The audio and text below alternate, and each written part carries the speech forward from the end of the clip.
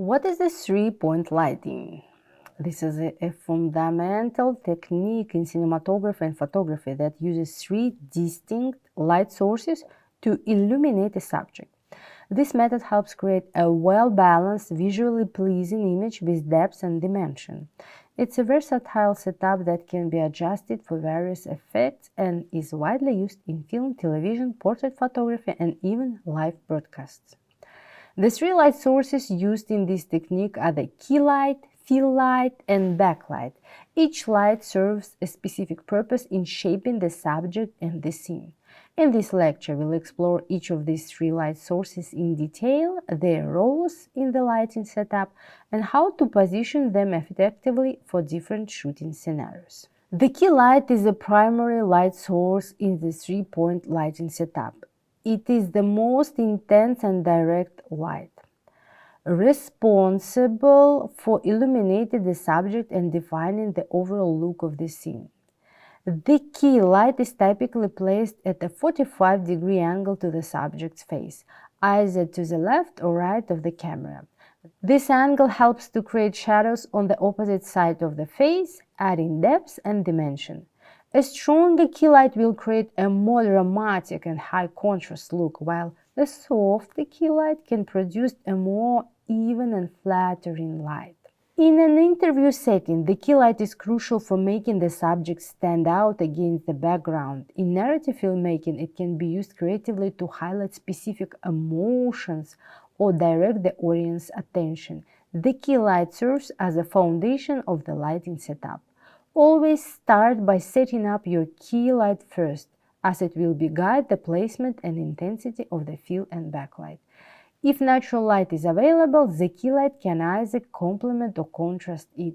For outdoor shoots, the sun often acts as a natural key light, and artificial lights are used to fill in shadows or add highlights. The fill light is the secondary light source in the three-point lighting setup. The main purpose is to soften and reduce the shadows created by the key light, providing a more balanced and natural look to the subject. The fill light is typically placed on the opposite side of the key light at a similar angle but at a lower intensity. It can also be placed closer to the camera to reduce shadows without adding extra highlights. The intensity of the fill light is usually about half that of the key light. It should be strong enough to fill in shadows, but not so strong that it competes with the key light, which is the primary source of illumination. The balance between the key light and fill light is crucial. Too much fill can flatten the image, removing the dramatic effect of the shadows, while too little fill can make the shadows too harsh and lose detail in the dark areas. The color temperature of the fill light should usually match the key light to maintain consistency in the scene. However, creative choices can be made to use a different color temperature for stylistic effects. In low-light environments, the fill light becomes even more important to ensure that the subject is well lit without creating an overly harsh contrast between light and shadow. Experiment with the distance and angle of the fill light to find the right balance that complements the key light while maintaining the desired mood of the scene. The fill light helps reveal facial features that might be lost in shadow if only the key light is used, making the subject appear more three-dimensional and natural.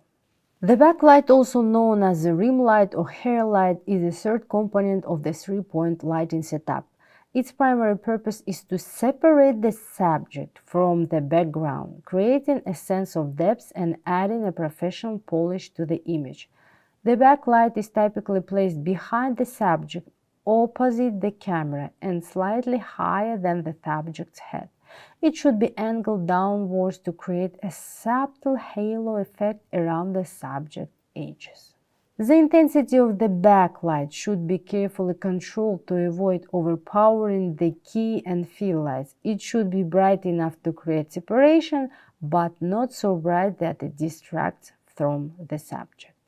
In outdoor or natural lit settings, the sun can serve as a natural backlight. In these cases, additional lights or reflectors may be used to enhance or balance the effect.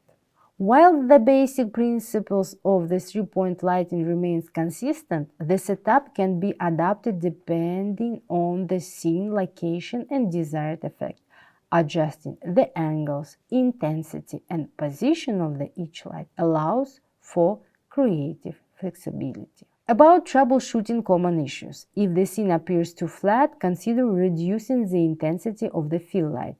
If the subject blends into the background, try increasing the backlight's intensity or adjusting its position. Always review the scene through the camera to ensure that the lighting achieves the desired effect. Pay attention to the recap questions because they will help reinforce your understanding of the key concept we've covered. Take the time to review and think critically about the material. And with that, we are wrapping up. Bye-bye.